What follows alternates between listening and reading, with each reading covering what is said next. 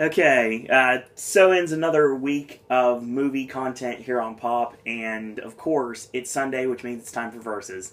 This is actually one we talked about doing a long time ago, where we kind of just pushed it to the back burner for whatever reason. It just wasn't something apparently that appealed to you right away.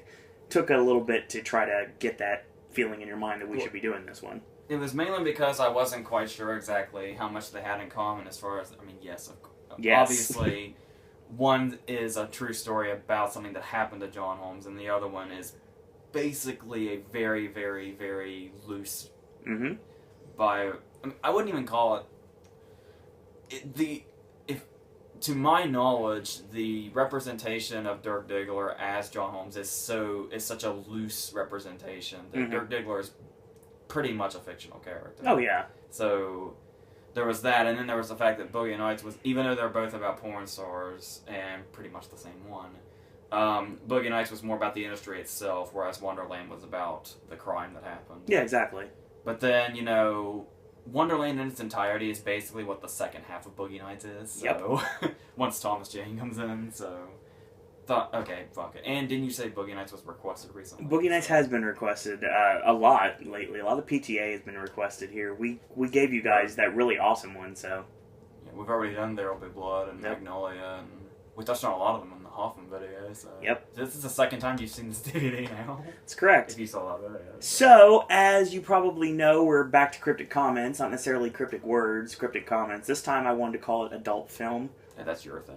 It's a stake in that. That's the first thing that you've come up with a couple ones in the past. I will say right now that was probably the best thing I could come up with here. That would be a little vague, but not vague at the same time. Not really. Well, we could have been talking about that Rated X movie with the Estevez brothers. The one that was on HBO. Or a legit porn movie. Yes! But there's another critic that's willing to do that, and we're not. So there you go. You watch him, you know where he is. So that being said, we're going to find out what happens when Wonderland faces off against Boogie Nights. AJ, take it away. Alright. So, yeah, I pretty much already did the little kind of why we're doing this thing I already do, so let's just go right into it. Sounds good.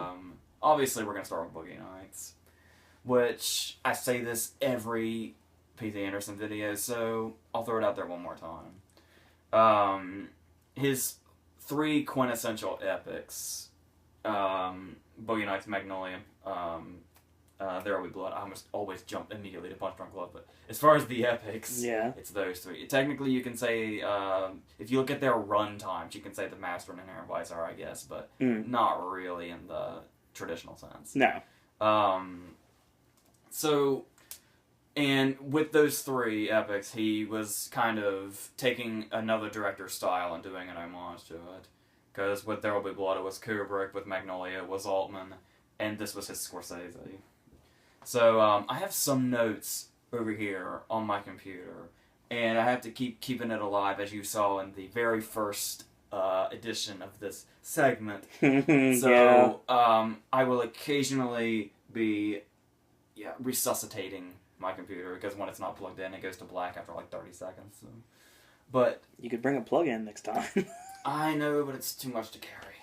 So, I have such a nice, convenient case for it. And that's... Have you seen my laptop case? That thing is very inconvenient to carry. So, Boogie Nights. And yes, immediately, the Scorsese feel happens, because the very opening shot of the movie is one of like a billion tracking shots in this. Yeah. In particular, the one that was in Goodfellas, where we follow Henry through the restaurant and all that, like the kitchen and the restaurant, and then out to the floor. That's basically considered like the ultimate Scorsese tracking shot, and there is a lot of that in this movie. And this is our first one where it kind of really conveniently goes through the place, and we are introduced to pretty much everybody we're going to come in contact with throughout this story. Almost everybody. And yeah, it's a very, basic story to start off with, obviously. It plays off like a biopic. Because Jack is there and he sees Eddie, and it immediately, like, that's where the break in the first tracking shot is when he kind of notices Eddie. And then he goes and, he basically discovers him. And then he becomes famous, and then, starts winning awards, and then he and Reed Rothschild work together to create a series where he's Brock Landers. Yes. And Reed is his partner, Chest Rockwell. Yes. I love that scene where they're kind of pitching this to Jack in the limo, and everybody's so proud of the idea. It's like, you know what? As soon as we get back, we're going to the typewriter. And then eventually, he finds drugs, particularly cocaine, and then starts to have,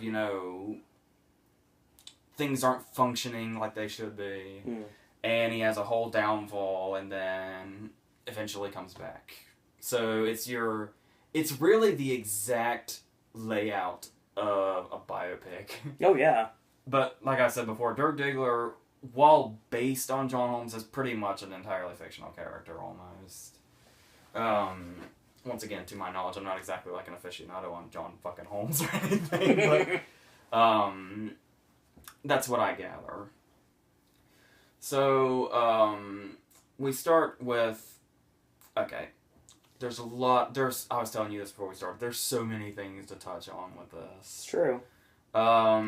I guess we'll start with the cast. This could take a while. Well, first off, I want to talk about the performance of Mark Wahlberg, obviously. This was, he was just getting big in the movie scene because this was the year after Fear, which he didn't exactly get critical praise for. So I'm very curious. I've never really heard Anderson's thought process in the casting of Mark Wahlberg. You could have been a Funky Bunch fan. But with him, it really could be anything. Yeah. But maybe it was an audition, I don't know. But his performance in this movie is so not something you would have expected as an immediate follow-up to something like Fear. Especially since his performance wasn't all that praised in Fear, to say the least. Because he goes through so much here. Like, he is so much better in this than a lot of the lead actors and a lot of, like, legitimate biopics are. This is a Best Picture winner, like, for Best Actor if it was another time. Because this really feels like a Best Actor performance, without a doubt. Because there's so many different things he has to do here. When we first meet Eddie, obviously he's, he's relatively confident because he's got, his asset. Mm-hmm. But he's really, humble and, like, really, despite the fact that he gets laid constantly because of what he has, he comes off really virginal. Yeah. Like every time's his first time there for a while. Especially when he has any interaction with Amber Waves. And then, we'll get to that. I know you will. Soon enough. And then there's, the scene with his mom where he's, he has the big crying scene where he has every big, Oscar-y scene you can think of. Yeah, exactly. But while we're on that topic real quick before I get back to Wahlberg, this did get 3 Oscar nominations with, the screenplay got nominated, which, it's the Whiplash thing. I'm not sure how it qualifies in what place, but it got him for original, despite the fact that he had done the Dirk Diggler story as a short movie, a while back. Yeah. And then, the nominations for Burt Reynolds and Julianne Moore, which, if you know me, you know that Julianne Moore is my personal favorite nomination in supporting actress there has ever been. Yep. Because for some reason Margaret Hamilton was snubbed for The Wizard of Oz, but let's not open up that wound. We already talked Wizard of Oz. Yeah. So, twice now. Yep. So anyway, he has every big Oscar-y moment in every different place. Because he has to take this, virginal image that he has. Which, of course, I use the term very loosely. Yeah.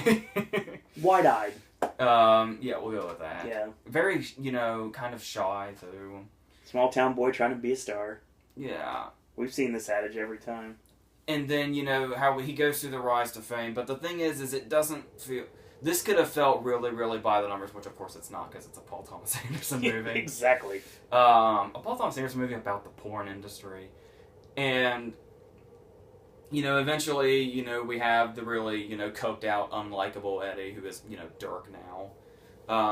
That's kind of, I know it's probably kind of a cliche and kind of an obvious thing to jump to, but yeah, you could pretty much say that Eddie and Dirk are legitimately 2 different people. Oh yeah, for sure. And then, it gets to that point where he gets a lot of really great scenes towards the end. In particular, the scene where they go to Alfred Molina's house. Which is just a crazy scene altogether that I'd love to talk about in its entirety as a whole. But for now, I will mention that there is a moment in this that I guess Anderson really, really had to fight for. Like, I guess, this was that movie where he was locked out of the editing room and had to, throw fits and everything. And, I guess there was that time where could be a rumor, I don't know. But it would not surprise me one bit. I believe it was this movie he was working on where they did a test screening and they got comment cards. And a lot of the comment cards were negative. So Paul Thomas Anderson took the negative comment cards, ripped them up, and stomped on them. I buy that. I've heard that, and I've heard that he swallowed them. I don't know if any of that is true. Weirdly enough, I buy both of those as legitimate answers. I don't know if all of that is true or any of it's true. I don't know. But back then, it would have been believable. Yeah. Especially when you watch the Magnolia documentary when he, did the whole production diary thing. Mm-hmm. So anyway, the scene I was talking about with Alfred Molina's house, the moment he had to really, really fight for in the editing room was the moment where Jesse's Girl starts to play. And it is this long take that lingers on Dirk while he's kind of assessing the situation and trying to figure out either, how to get out of there or how to get, Jackson on his side so they can get out alive. Or maybe he's planning something that's even more insane than Todd has planned, but regardless, we don't know what's going through Dirk's head, but something is going on because he's just sitting, and it's this really long take that I've heard somewhere, I think it was 54 seconds, which when you're just stuck on a person's face, when a lot is already going on in the scene, that's a long time. True. And he slowly starts to smirk, like he's figured something out. And just to kind of see how that scene plays out from that, is something Wahlberg just played perfectly. Then you have Burt Reynolds, who, is the stoic director, and also obviously a recurring theme in this movie is that this is basically an entire family, and the father figure and the mother figure are Jack Horner and Amber Waves. And he just kind of has that, stoic, fatherly way about him throughout the movie. Not to mention he's very, very deadpan in this movie. Especially given some of the lines that he has to say, which, being Burt Reynolds, must have been interesting, because, to my understanding, this was the movie where, if I remember this correctly, it's been a while since I've heard all this, but I guess he was very, very upset about having been in this movie for a while. There's so much so that he fired his agent. But then when the reviews came in and he got the Oscar nomination, I guess he took all that back and started embracing it. And naturally, you wouldn't put that past a guy like Reynolds. Nope. And then of course you have Amber, who is the mother figure, who is, like I said, it's one of my favorite performances because it's just, she embodies that. It's weird. It's very, very weird. The scene, I'll get into the sex scene once again in a minute, but actually we'll go ahead and do that now. This is a weird thing to talk about, but I will do my best. I really never thought I'd be having this conversation to a camera that's going to be posted on the internet for fucking anybody to see, but we'll go ahead and talk about the sex scene.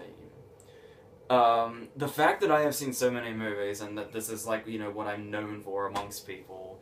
Yeah, I've actually been asked a number of times what the hottest sex scene in movie history is. I've been asked that more than once, as disturbing as that sounds. And yeah, I have the same answer every time. It's the first scene between Dirk and Amber, where she's the talent agent. And he comes in. And this scene, sweat starts to happen right here. If this scene even remotely jumps into my frame of mind. And that is weird to me because of what I'm about to talk about. The weird thing about this, but what makes Amber's character so engrossing, I guess, is the way this sex scene plays out to where she's the mother figure And, Dirk is kind of like the new adopted son here. Mm. And while this, I don't know if it's just like the intimacy of it or what, but the way she's doing a sex scene with Dirk right now, and she's treating him like she's his mother.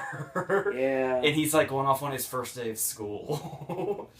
It's weird, it's getting hot in here as we speak. I don't know if it's, this collar of my shirt right here is very tight. I don't know if you can see that, but it's a very interesting thing to have reactions to. And yeah, like I don't know if it, like I said, I don't know if it, adds to like, an intimacy kind of thing to it, the way she, is with him while what is happening. And then there's the way that like little Bill comes in and he keeps referring to them as kids. That's, I don't know, but it's, it's the family thing. It's not,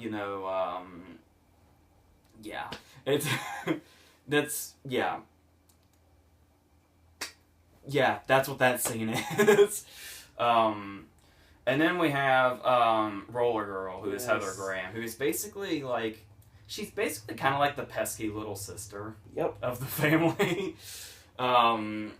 Because she's like the one that's really excited about everything, and she's the one that kind of gets walked all over. Like, the scene in particular where that, label really comes into play is when, he and Reed are trying to do coke, and she comes in, and she's like, hey, and, he's like, what do you want? We're doing coke! She's like, I just came in to say hey, and then she just leaves. And then, of course, she was also kind of, Dirk's audition for Jack right there on the couch, and the scene that made Brand New Key a famous song. That's one of the hottest scenes in movie history to me, personally. One of, not the... Because it's just the way she's so nonchalant about it, because she's, that's another great Burt Reynolds delivery. Yep, with, you can say it, I can't. She's just... You know where this is going. God damn it, why did I agree to talk about Boogie Nights on camera? God damn it. Okay. The whole thing, the way this scene plays out, where it's just a very, normal process for them. Yeah. Because Eddie's sitting there and has no idea what's about to happen. And Roller Girl's just kind of walking around, and Amber's being all motherly and saying, like, welcome to the family and stuff like that. And then she leaves. And he's there with just Jack and Roller Girl. And she just comes rolling in all innocently saying, like, hey, Jack, you're out of lemons. And then he's, bringing the situation to her attention, and she's just, oh, are we gonna fuck? And he's, oh, yes. Oh, yes. Oh, yes. And then those deadpan Burt Reynolds deliveries I was talking about, where, she's very, businesslike about it, where she's like, yeah, this is the way we're gonna do it. Don't fucking come at me. Jack is here just assessing the situation, cigar in his mouth, just in a very weirdly Burt Reynolds kind of delivery. I don't know how many times Burt Reynolds has said this in his life. I'm, of course, talking about the line, aiming at her tits. And then we proceed to watch Jack. We don't see the scene. We watch Jack watch the scene. And it's all very... It's worth noting that Paul Thomas Anderson handled this movie in an ingenious manner. Like, yeah, the Scorsese stuff is in there. But one of the big Scorsese things in this movie I haven't mentioned yet is the Raging Bull scene. They kind of not really bookends the movie, but bookends Dirk's success in this movie. We see him from his very start where he's doing the mirror, monologue. And then we see him at the end doing he even does like the throwing the punches that Jake LaMotta does in the last scene of Raging Bull. But despite the fact that all that Scorsese stuff is there, it's also, got its own unique thing going on. And it's handled really, really well. Like I said, like that sex scene, another thing I was trying to analyze exactly what makes it, stand out as like one of the most erotic scenes in movie history, is the way that he shoots it. Because we don't see a lot of it. Yeah. And a lot of it is in close-up that we do see. So, everything was kind of working together, so, technically this movie is fantastic. Like, I'm almost 97, that was the Sweet Hereafter and the Full Monty. Yeah, it's a little baffling to me that he wouldn't get a at least a lone Best Director nomination on top of the screenplay nomination. But shit happens. And another great thing I love is how some things are there just in the background, like the whole thing with Becky Barnett, I think is her name, the other porn actress. Mm-hmm. Becky Barnett has a whole character arc in the background of the movie. Because we kind of, those tracking shots where we go through parties and we see them doing their thing. And then there's this quick shot that just pans by where Becky Barnett is introduced to a guy. And then that just goes not talked about. And then like a half an hour into the movie later, we see them again and they're like a couple. And then another half hour into the movie after that, all the characters are at their wedding. Yeah. And it's not really discussed by anybody. We only see it in like quick flashes as the camera just pans by them and doesn't even give them a second thought. And they have a whole character arc in the background. That's also kind of the case with Don Cheadle and Laura Walsh's characters too, because we see them we see that scene where they meet, and then he's in like the ridiculous getup, and they talk, but then we don't really see them again for a while, and then suddenly they're together, and he's trying to get the loan for the stereo store, and then suddenly she's gonna have his baby, and then so all these characters have their own stories going on. You just have to like really look for them, but they're like right there, vaguely in front of the camera. I just love how the way that's done. And while we're on the subject of Don Cheadle, let's talk about Buck Swope, because there is like, I actually researched this because I wanted to make sure I wasn't the only one confused by this, and I guess it's the whole thing. Nobody seems really sure what Buck does. Because I see where you're coming from. Is he in the business? Because we see him hang out with everybody. Yeah. But we never see him on a set. We never see him in one of the movies. But then, later in the movie he says, he's an actor. And then, he can't get the loan because they accuse him of being a pornographer. But we never really see Buck amidst the action, per se. Could he be, maybe a small-time director trying to get his big break? Nobody has any idea. That's if ever I, for some reason, am standing face-to-face with Paul Thomas Anderson, or I'm lucky enough to attend, a Q&A he's at, yeah, he may have been throwing this question a lot, but fuck it, I'll ask him. What the fuck does Buck Swope do amidst this business? Because obviously he has the story, he has, but clearly this is his double life, but it's just a matter of what exactly he participates in. True. Is a total mystery. Says he's a porn star. According to reading just the synopsis here, it basically says he's a porn star. Yeah, but we never see that. Yeah, we never once see him on a set. He's at all the parties. Oh, he's partying down. So anyway, another person I want to talk about who is invaluable in this movie. Yes. He is the unsung hero of this movie, the way his character is the unsung hero of the shoots. Yeah, of course I'm talking about Macy. Of course. Oh my god, William H. Macy is brilliant in this movie. Okay. Obviously there's the ongoing thing with his wife. And my favorite, this movie is 2.5 hours long and has this massive cast list and has all these great parts and an Oscar-nominated screenplay. My favorite delivery in this entire movie is the scene where he comes out of the party and his wife is being, had right there on the driveway. Yeah. And a crowd has formed. And he tries to stand up for himself, and he's like, what the fuck are you doing? And she's just like, go away, little Bill. And that guy's there to just, put salt in the wound, like, yeah, go away, little Bill.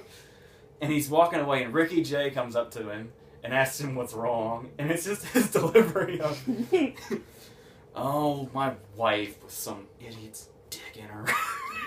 He's so disappointed with life in that delivery. And then when he tries to get angry, I've always wondered if this was, what exactly was going on with this line. I'm sure there's a perfectly reasonable explanation for it, but there's so many things you can guess from it. It's the scene where he's trying to yell at Ricky Jay about what's going on up there and why he doesn't care about the shoot right now. And he says, "My wife has an ass in her cock." Yeah, I've never understood why it's reversed like that. There are many things that could have happened here. Anderson could have scripted it that way on purpose. That's a good possibility. Which I wouldn't put it past him. He could have been writing and accidentally wrote it that way and said, "Just keep it that way." It could have been Macy slipping up. I don't know, but the fact that it's in the movie is a beautiful thing. I've always wondered what was behind that, actually. That's what I love, because you can, it's the line, "She has an ass in her cock." And you could debate all day about why it's in there and why it's like that. Only a movie like this, and only from Paul Thomas Anderson, could that happen. Maybe. Okay. I'll give Macy the benefit of the doubt here. Maybe Little Bill is so confused about what's going on, he gets dyslexic momentarily. That's what. Maybe Anderson was thinking that and scripted it that way. That makes sense to me. It's like if that happened, it was kind of like I would be jumbling my words too. So would any man in that situation. But no, nothing tops that delivery. No, you're right. My wife's got some idiot's dick in her. He's not even upset. He's just disappointed. He's like a disapproving father. He's just disappointed. Yes. And speaking of Little Bill, there is so much that happens in this big New Year's scene. Good God. This New Year's scene is basically the centerpiece of the movie. Yeah. Because it's, Eddie's, finally got his own place, and you can kind of tell his head... Oh my God, I'm saying this about Dirk Diggler of all people. His head's starting to get bigger. And, there's so many things going on here. We're introduced to a couple of new people, starting with Todd Packer.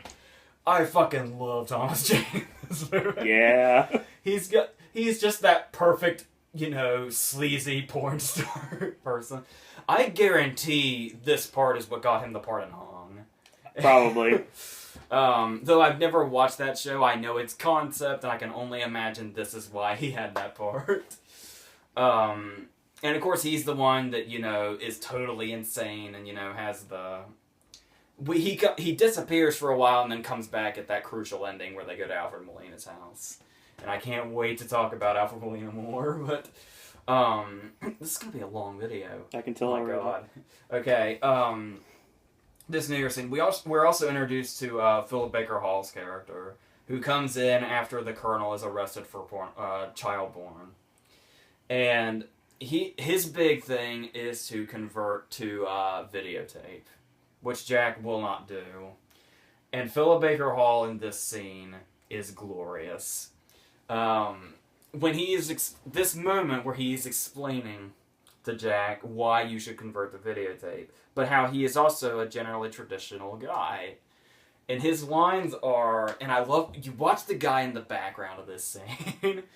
You have Philip Baker Hall sitting here talking to Burt Reynolds, and I believe his lines go something like, I like cinema. In particular, I like to watch people fucking on film. I'm a guy who likes, the simple pleasures, like butter in my ass and lollipops in my mouth. And when he says the line, butter in my ass and lollipops in my mouth, the guy behind him starts to laugh. I don't know if that was supposed to happen, either, but I always thought that was one of those perfect things also, because this is one of those movies where you kind of get a sense that Anderson just kind of let whatever happened on camera, and shit made it in. That maybe wouldn't have in a director that was more, everything must be absolutely planned. Which I think is just, adds such a greatness to it. And then you have this great scene with, we haven't talked about Hoffman yet, because we pretty much, talked about Scotty entirely in the Hoffman video, but since these are two different videos, let's talk about Scotty for a second. Scotty is a very sad case. Yeah.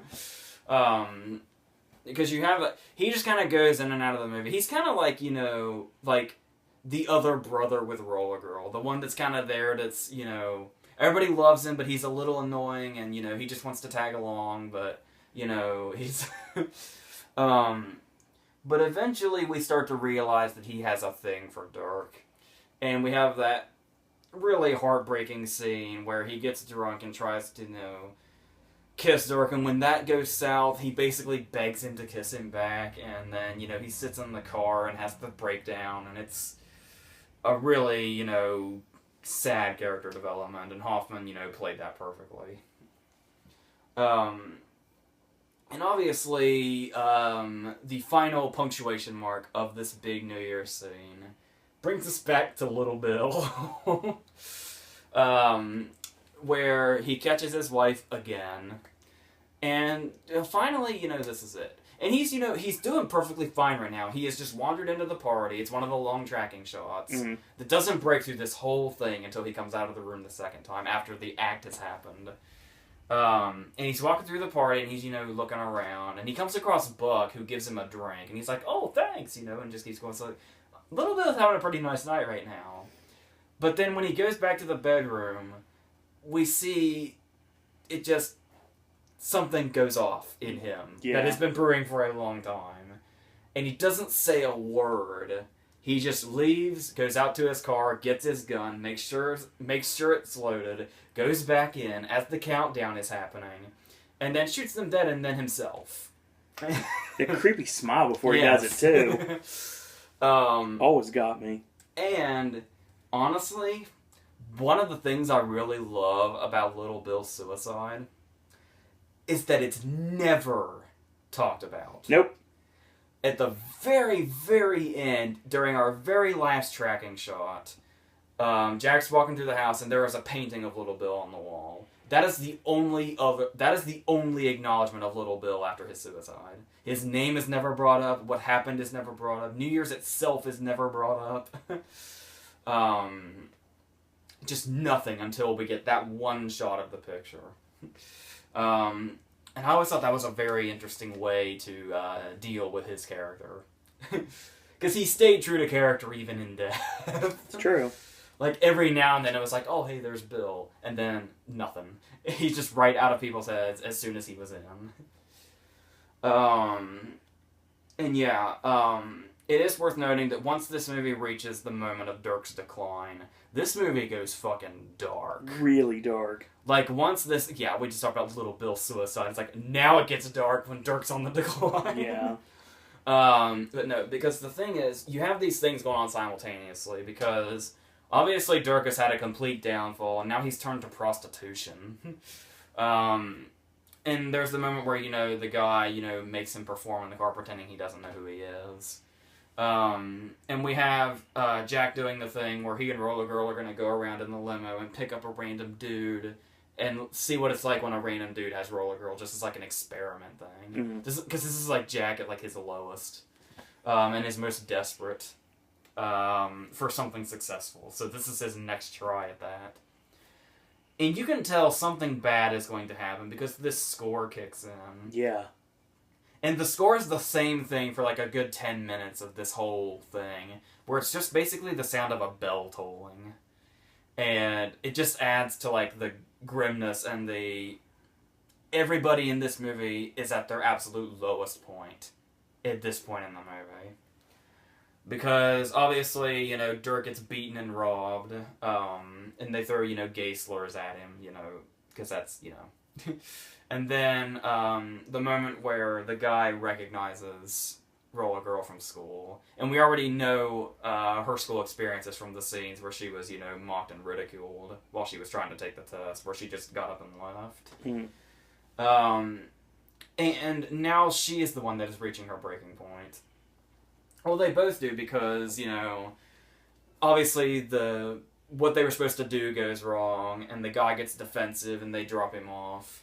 And, he says derogatory things to her, and then looks at Jack and says, your films suck now anyway.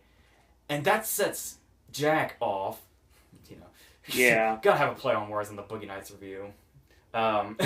It's, you can't avoid it. It's unintentional, I swear to God. So he attacks the guy and starts punching him, and then Roller Girl comes out. Roller Girl suddenly becomes the pesky little sister and goes into really ominous when she's, like, skating around his head, and then comes around and, just goes animalistic on him. And then finally, it reaches one more dark point, where one character, when everybody is having their downfall, one character has a silver lining. And we have this one shot where we see the guys who robbed Dirk take off this way, Jack's limo goes that way, and then Don Cheadle and Laura Walters come up in their car and go into the donut shop, which is a great, really well-crafted shot. Speaking of shots, when Buck goes into this donut shop, you know, they can't get the loan, she's about to have their baby, you know, they're a real financial crisis. So, fate smiles upon Buck in a very, very dark way. Once again, he's having a very good night, though. Buck seems like a very positive person. I always love his fascination with the Christmas donuts. Like, he just thinks that's the greatest thing of all time, that they put sprinkles on the donuts for Christmas.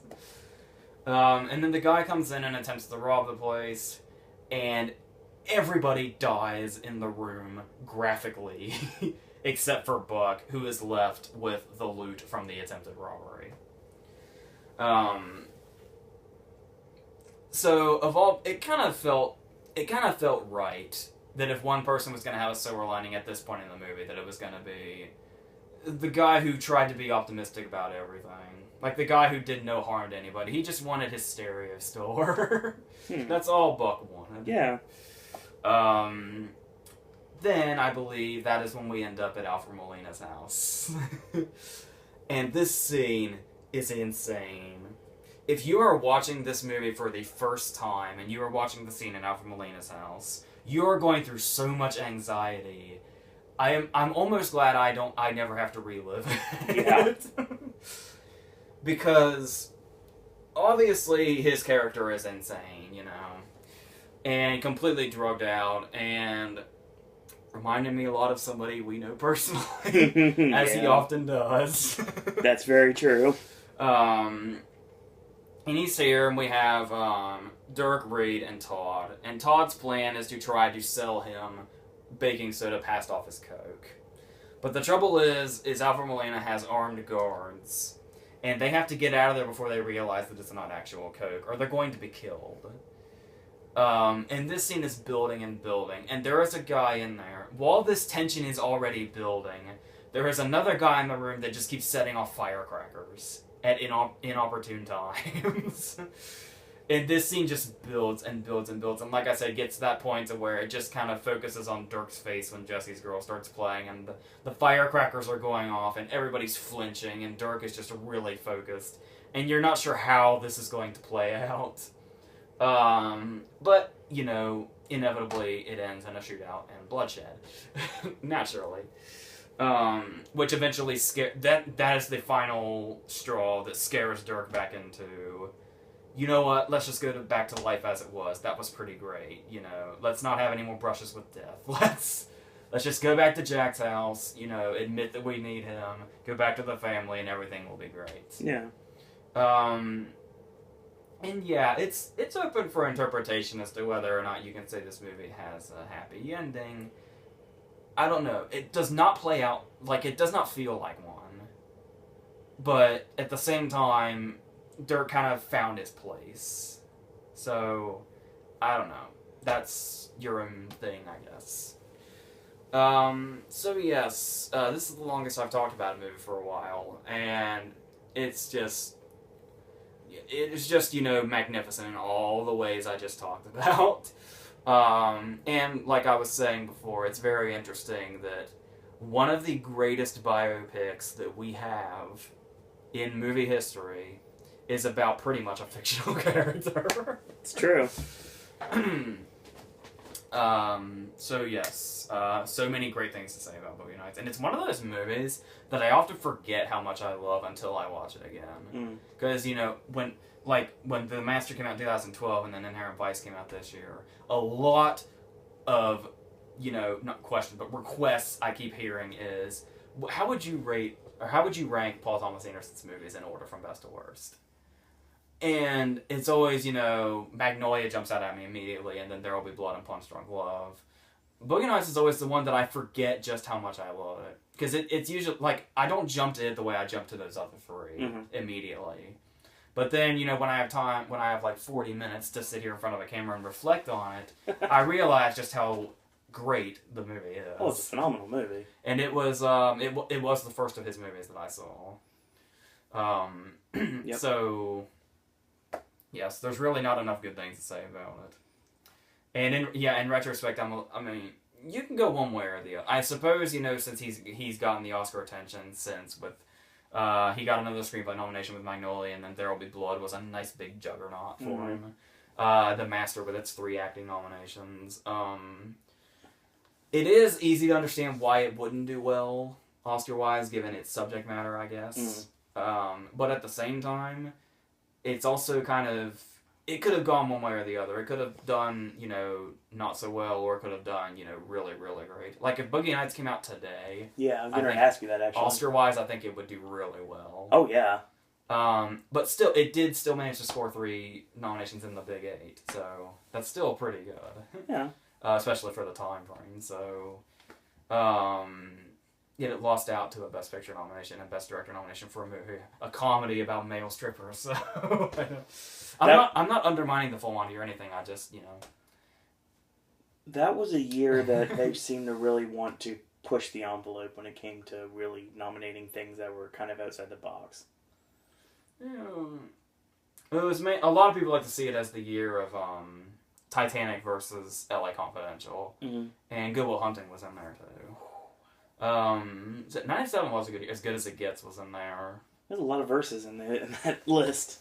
Yeah. So but yeah, there's not enough good things to say about Boogie Nights. So before I'm here all night, let's get to Wonderland. I think Wonderland is relatively. I don't know a lot of people that have seen Wonderland. No, there's not Wonderland. Yeah. So I worked at the video store. Remember, I got it before Street Date. Yeah. So it was a little while after it came out that I finally saw it.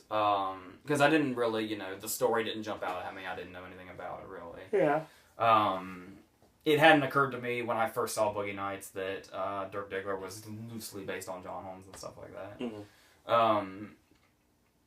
So we begin here, and the interesting thing about Wonderland is even though it centers around John Holmes, the story is told from pretty much everybody's perspective but his until the end. Yeah. It's one of those movies where you kind of you have one event here that goes down, and then you have the different perspectives that it happened with as the cops kind of investigate what happened. And of course, the Wonderland murders, I guess, are considered like one of the most grisly, shocking, graphic crime scenes in like LA history. Yep. And there are so many seedy characters around this crime scene that John Holmes just happens to be at the center of. He's the one name everybody keeps dropping. So we actually start, and we're not even like introduced to him immediately. At the start, we see the movie through the perspective of Kate Bosworth's character, Dawn, who is his underage girlfriend. Like, I've heard a couple things. I've heard she was 15 at the time. I've heard she was 16 at the time. I don't know. But she was underage and his girlfriend. And she's, frustrated because he abandoned her to go do something. And she's picked up by a very religious woman played by Carrie Fisher, who's great here in the 30 seconds she's in the movie. It's one of those times where the person gets a credit in the beginning credits after their screen time of the movie entirely has already passed. So eventually we are introduced to him. He shows up and says, oh, this is why I was gone, this is why you should... And we gradually learn that he's one of those characters where he'll leave you and then convince you to take him back, and you always fall for it every time. And then they scare Carrie Fisher by fornicating in her bathroom and being sinners and devil worshippers. And then we're introduced to Dylan McDermott's character, who we see him arriving at the crime scene, and we know everybody that's dead now are people that he associated with, one of which is his girlfriend, who he considers, the love of his life. So, for a while there, we're keeping a distance from John Holmes as a character, because we're seeing Dylan McDermott's perspective, and we're seeing Bosworth's perspective, and he's actually in Bosworth's scenes, but we always stay with her. Like the scene where he, goes to the house and then says, "Okay, I'll be right back," and there's a squabble with Josh Lucas and a VCR goes flying out the window. But we never see that till much later. For the entire opening of this movie, we see it all from her perspective and we don't leave her. So, I do love the way this was kind of told in that style. Now, Dylan McDermott, is getting... We see his perspective because he's being interrogated by these cops who are Ted Levine and Frankie G. You might remember Frankie G from the two movies he was popular for in 2004 and 2005. 2003, 2004 with, he was the one guy nobody knew in The Italian Job, and he was the guy in Saw 2. One of the guys in Saw 2. This was the third movie he was in, and then I think he disappeared. At least as far as my knowledge, but,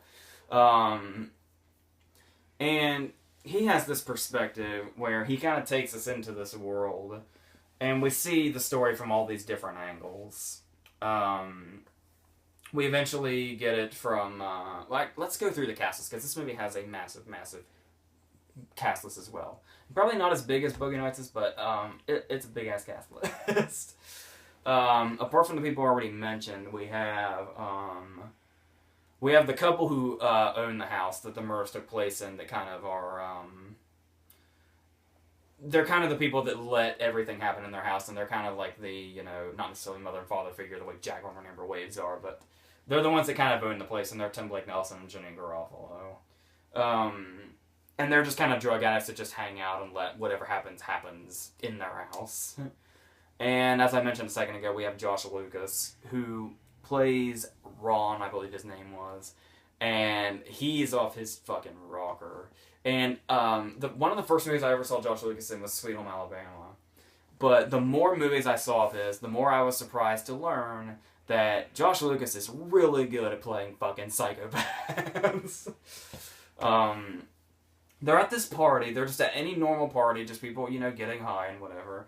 And he's the one that has his gun out, that is loaded, and he's waving it around, and even fires it at one point just to prove a point.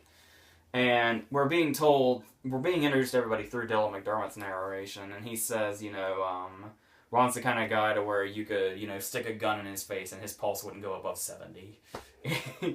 And he's just in this constant psychosis from all the drugs that he's on. We have Natasha Gregson Warner as the actress that plays his girlfriend, who I also really love. She's really great. I don't want to get this wrong. I think she was the one that was in Two Girls and a Guy with Robert Downey Jr. And Heather Graham. And I've always been a fan of her. She doesn't have to do a whole lot except to kind of be the girlfriend there, but her tragedy propels Dylan McDermott's whole story. So,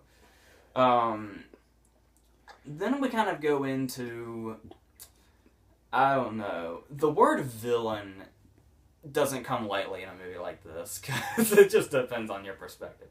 The closest thing we get to kind of an all-around villain to everybody in this movie is Eddie Nash, who is the Tony Montana-esque gangster played by Eric Bogosian in a genius bit of casting. Like, that is... I wish I had come up with that. I have to explain this every time. From Talk Radio. Mm-hmm. He wrote the play and then wrote the script with Oliver Stone and was Barry Champlain in the movie. And he is this insane... He had this Tony Montana kind of rise to power. Ted Levine gives us his backstory real quick. And they're saying, he has 40 acres in the desert that are filled with human skulls that he took the teeth out of so nobody can identify. Holmes calls him the Prince of Darkness. And just this really all-around nasty gangster character who is the guy that sets this all off because Holmes knows him through meeting him on his boat. There's a random appearance by Paris Hilton in that scene, by the way. And also another person who is famous now that wasn't then, Scoot McNairy is in one of the... you have to look really quick for him, but Scoot McNairy's in this movie. So, since Holmes knows Eddie Nash, they get the idea, why don't we, since he's this big, notorious gangster with a shitload of money, and him, why don't we get high and rob him? And eventually, you know, they go there and we see that whole thing play out. And then naturally, supposedly, Eddie Nash's retaliation is what resulted in the Wonderland murders. Now, and we have more characters in here. There's Lisa Kudrow is his estranged wife, who, oddly enough, is basically best friends with Dawn and takes her in, like, more so like a daughter than anything else, and just kind of shelters her. And it says, you know, in the text at the end that they're actually still friends now and stuff like that. Christina Applegate's in this movie, and she has an interesting backstory here. Her part is really, really small. She was the lone survivor of the Wonderland murders. And I was reading somewhere that apparently Christina Applegate was very adamant about being in this movie because she remembered, I guess she was nearby the crime scene when it was still a crime scene, and I guess she saw, like, bloody mattresses out by the trash and stuff, and that was an image that was, like, always stuck in her head, so she kind of felt like, almost like she was obligated to be in this movie because she was that close to the actual story. So, yeah, that also explains why she's such a big name and such a small part. Now, when this movie came out, to my understanding, I think the reason it doesn't have, you know, a great reputation is, I believe it put a lot of people off.